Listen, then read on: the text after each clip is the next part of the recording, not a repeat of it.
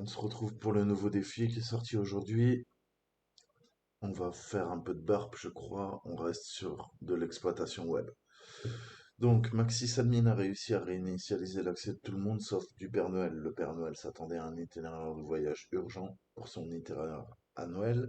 La rumeur dit que le Père Noël n'a jamais suivi les recommandations de sécurité de mot de passe. Vous pouvez utiliser le brute forcing pour accéder à l'aide de ses comptes.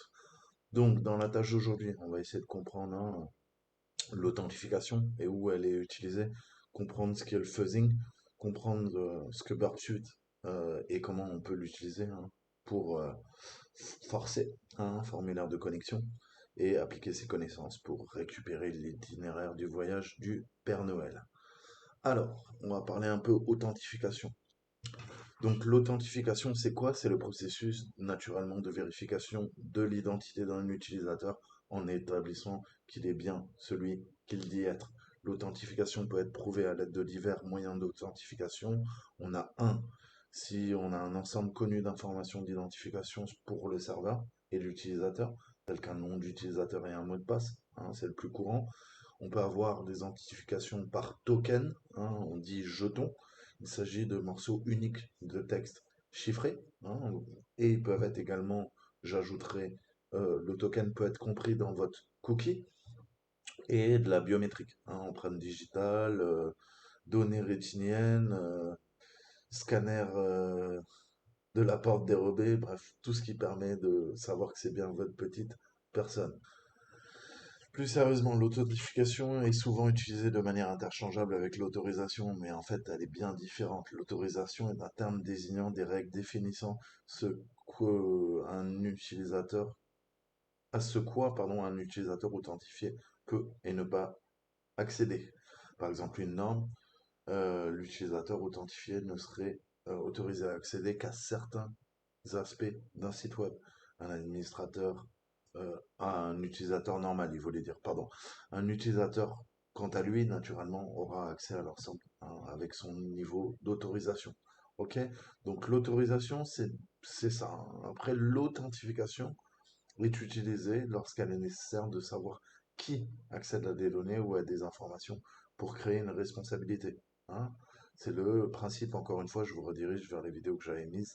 Allez voir Triad CIA, pas l'agence de renseignement, mais quand on parle d'information, la confidentialité, l'intégrité et la disponibilité. hein. Donc, si vous souhaitez en savoir un peu plus à ce sujet, il y a les principes de sécurité Try Avec Me, je vous les mettrai en description, et on va trouver plusieurs exemples d'authentification dans le monde réel. On connaît le badge, les cartes clés, qui permettent, quand vous travaillez en entreprise, d'accéder à des zones restreintes d'un bâtiment. Ok? Typiquement, c'est ce qu'on fait, on compartimente l'information, on compartimente les accès aussi, ok? Pour sécuriser un lieu, par exemple. Donc le fuzzing, je vous en parle tout le temps, mais c'est quoi en fait le fuzzing? Le fuzzing, bah, il y a un terme générique, c'est dès qu'on va essayer de tester, soit de façon automatique, soit à la main, une solution, c'est comme une attaque de brute force, ok? Mais sur un problème concret, ok? Donc on peut fuzzer pour énumérer, on peut fuzzer pour craquer un mot de passe, on peut fuzzer pour contourner des systèmes de protection, mais grosso modo, c'est le moyen automatisé de tester un élément d'une application web jusqu'à que l'application donne une vulnérabilité ou des informations précieuses. Lorsqu'on fuzz, nous fournissons des informations comme nous le ferions généralement si on interagissait avec elle comme une personne lambda, mais naturellement, si c'est automatisé, on le fera beaucoup plus vite. Cela signifie que nous pouvons utiliser des listes étendues, connues sous le nom de liste de mots, word list, qu'on appelle aussi dictionnaire, hein, pour tester la réponse d'une application web à diverses informations. Par exemple, plutôt que de tester un formulaire de connexion avec un ensemble valide d'informations d'identification une par une, ce qui prendrait un temps considérable, naturellement, on va venir automatiser, ok, et faire une attaque de force brute par dictionnaire, ok. Et vous l'avez compris, le but c'est de gagner du temps c'est de l'argent, et notre client est content. Donc le fuzz via Burp Suite, par défaut, par AutoS, dans Kali Linux, vous avez Burp Suite, peut-être d'autres distros orientés, comment dire, cyber. ok? Mais moi, c'est les deux que j'utilise, c'est les deux que je maîtrise bien, donc je vous parlerai pas des autres. On a Burp Suite, tout court, ok? C'est la CE, c'est la Community Edition, c'est la version gratuite, ok?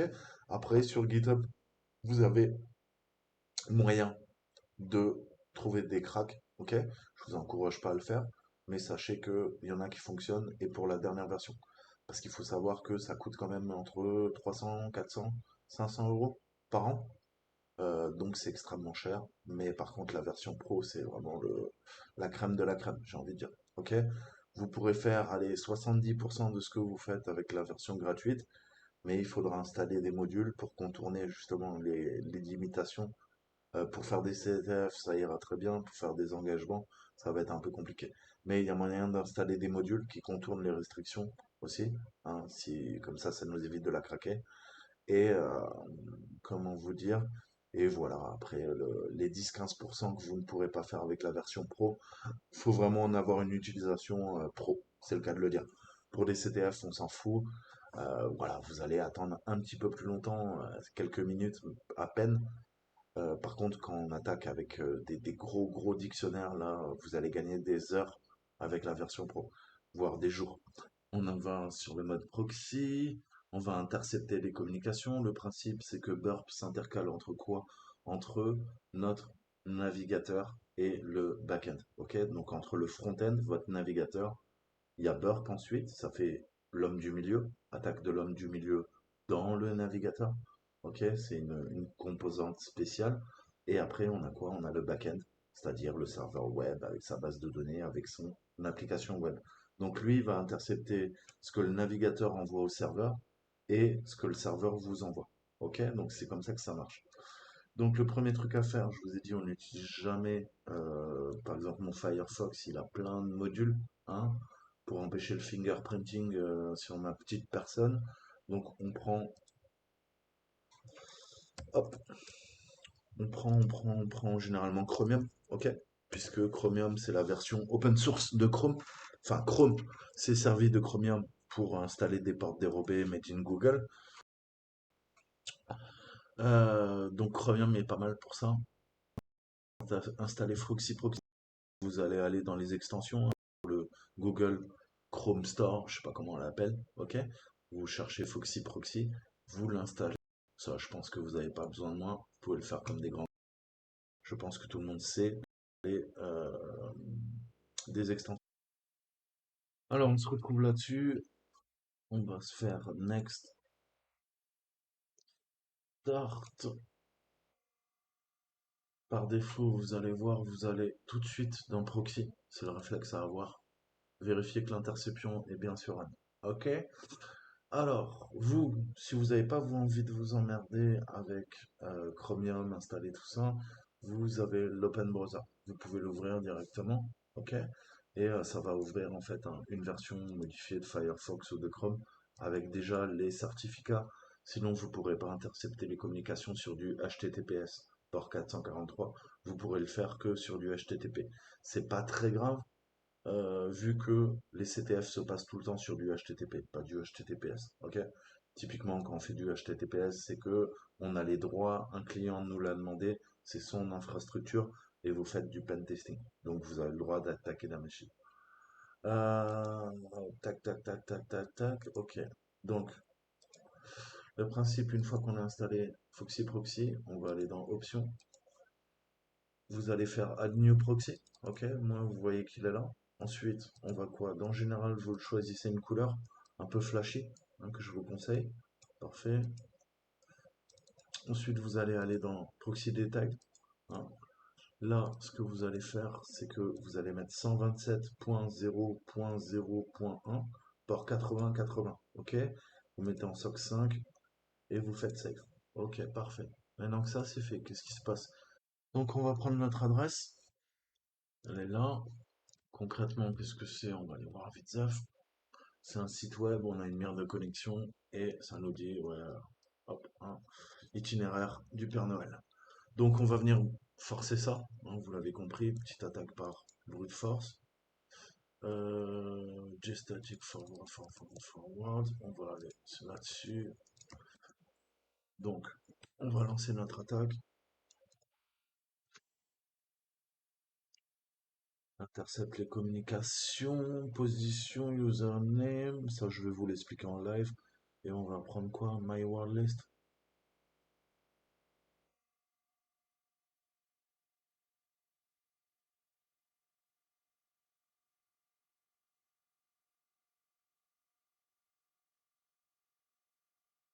Ouais, ça va pas très loin.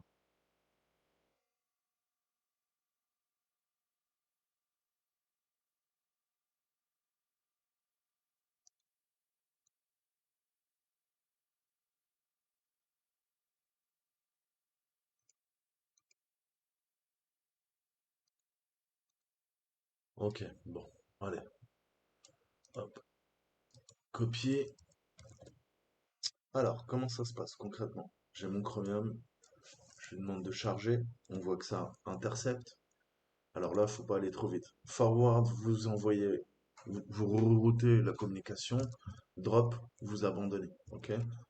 Des fois, il faudra drop. Typiquement, là, les requêtes de Google, je les drop. Donc là, je tape n'importe quoi. C'est juste pour avoir la réponse en HTTP. Là, on voit que ça clignote dans Burp. C'est bien intercepté. Donc là, ce que je fais, je sélectionne tout. Clic droit. Je vais dans Intruder. Ok? Putain, mais casse-toi, toi. Dans Intruder, on va dans Position. Ok. Là, qu'est-ce qui se passe? Hein, vous l'avez vu, il nous sélectionne tous les champs sur lesquels on peut travailler. Le premier réflexe, c'est de faire un clear. Ok? C'est nous qui allons choisir ce qu'on veut. Et typiquement, on veut quoi? Hein, on va tester le username. Donc, je prends ce qui est en vert. Là, je fais add. Vous voyez que maintenant, ça a changé de couleur. Et on a les petits signes là. C'est encapsulé dans ces petits trucs là. Je sais plus comment on les appelle. Voilà. Donc moi je travaille sur la clé username et la clé password. Ok, elles ont chacun une valeur et on va faire une attaque par fragmentation, bombe à fragmentation. Je vais dans payload. Il me faut un dictionnaire. On est d'accord. Donc je vais lui dire simple list. Ok, puisque je veux un dictionnaire et je vais venir ajouter. Ok, il nous emmerde. Alors on va se créer une liste propre. Vas-y dégage.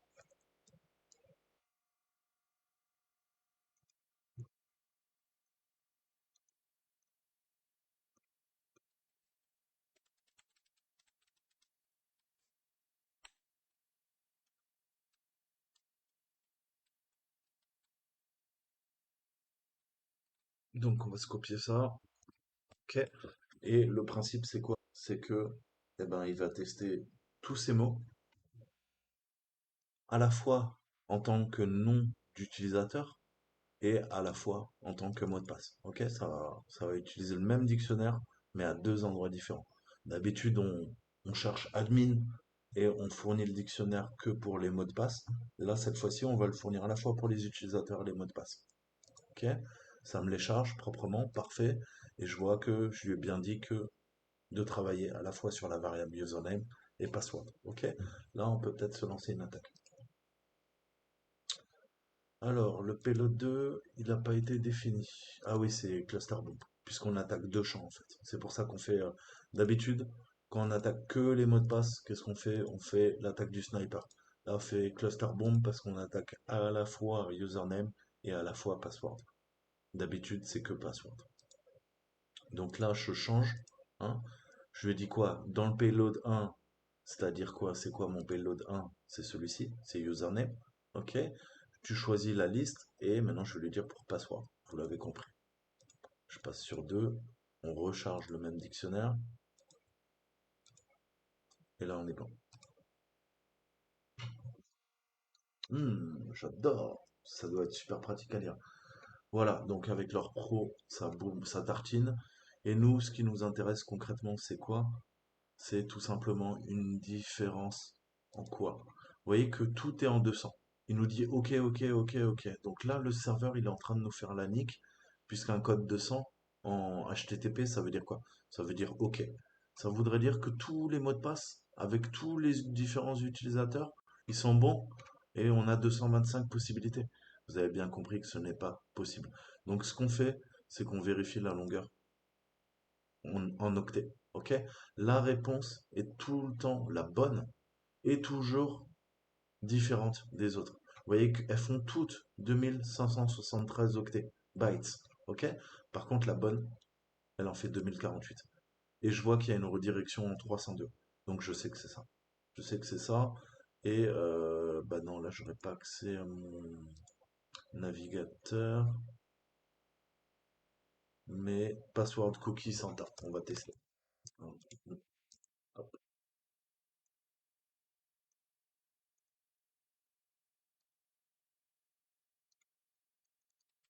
Donc Santa, cookie, c'est magnifique. Ok. Vous voyez que ça marche parfaitement quand même.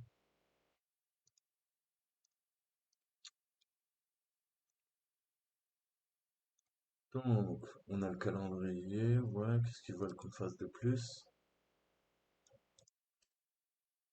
Euh, Donc c'était Cookie, quel est le drapeau dans l'itinéraire du Père Noël? Je sais pas, il est où son drapeau? Ah oui, d'accord, ok.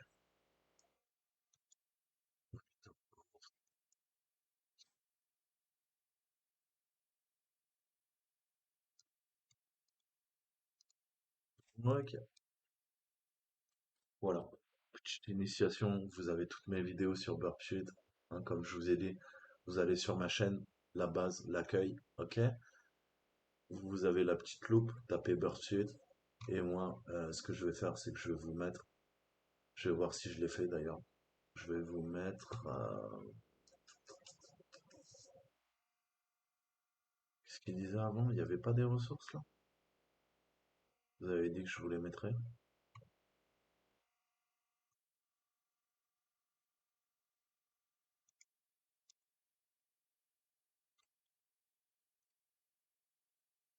Ouais. Il y a encore deux modules que je dois vous faire en VIP.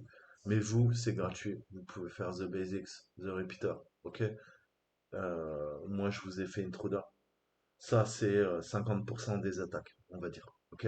Après, les autres modules, comment ajouter pareil, des modules, d'autres modules gratuits ou payants, ça, c'est un peu annexe. Ok? Pour les CTF, pour comprendre déjà comment fonctionnent les attaques de l'homme du milieu dans le navigateur, vous avez mes trois vidéos, voire plus. Ok?